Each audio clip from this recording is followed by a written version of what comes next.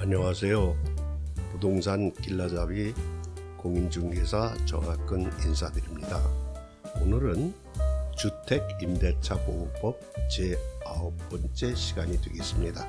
요즘에 매스컴에 종종 등장하는 깡통 전세는 어떤 형태의 전세를 말하나요? 몇 년 되지 않은 빌라나 신축 빌라 등으로 매매가 거의 된 적이 없어서 시세를 알기 어려운 매물 등에서 자주 일어나는 일종의 문제입니다.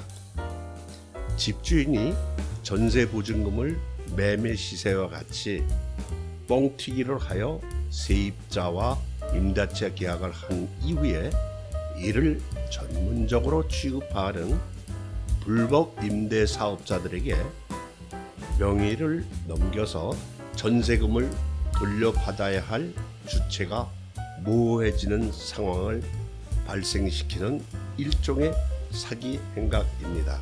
올 상반기에 서울 신축 빌라의 깡통 전세 비율은 다음과 같습니다. 강서구가 82.6%로 가장 비율이 높습니다. 다음은 도봉구 55%, 금천구 51.2%, 은평구 42.5%. 이리하여 서울 전체는 26.9%에 해당하는 깡통 전세가 나돌고 있습니다. 이러한 깡통 전세를 특히 건축주나 집주인과 직접 전세 계약을 하였으나 계약 후 안심하고 있을 때 명의를 임대사업자에게 넘기는 경우와 더불어 집주인이 여러 번 바뀌며 근저당이 설정되어 있어서 선순위에서 밀리거나 명예를 빌려주는 일명 바지 사장 같은 사람을 등장시키는 여러 수법을 동원하여 세입자들을 울리고 있습니다. 첫째, 우선 전세를 들어가기 전에 전세가율에 대하여 알고 있어야 합니다. 보통 매물의 시세를 100%라고 한다면 여기에서 대략 60 내지 70% 정도로 측정되어서 나와 있는 매물들을 선택해야만 하는데요. 가장 큰 이유 중에 하나는 내가 거주를 하는 기간 동안에 집에 문제가 발생하여 경매가 진행되더라도 최소한의 내 자산을 보호받기 위하여서는 75% 이상 넘어가서는 안 된다는 뜻입니다. 예를 들어서 매매가가 1억 정도이고 전세 가격이 7천만 원 정도면 안전성에 문제가 없다고 볼 수 있습니다. 만약 경매가 진행된다고 하더라도 내가 최우선 변제 순위를 가진다면 경매에서 7,500만 원 가량의 낙찰이 되더라도 보증금은 돌려받을 수가 있죠.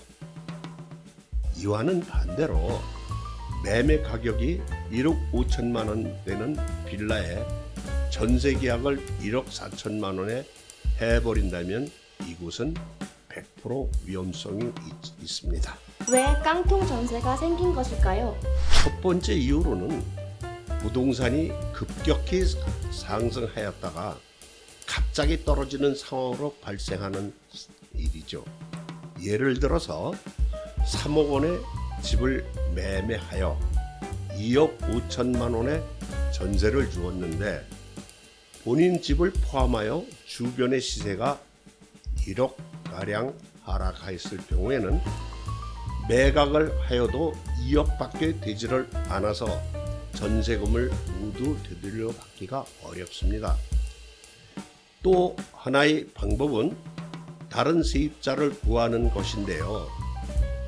바보가 아닌 이상 2억 원 이상으로 계약을 하고 들어올 사람은 있을 수가 없죠. 이로 인하여 역전세 현상이 발생하면서 기존 세입자가 발이 묶여버리거나 돈을 줄 수 없는 지경에 이르게 됩니다. 두 번째 이유로 빌라 등은 정확한 시세를 알기가 어렵습니다.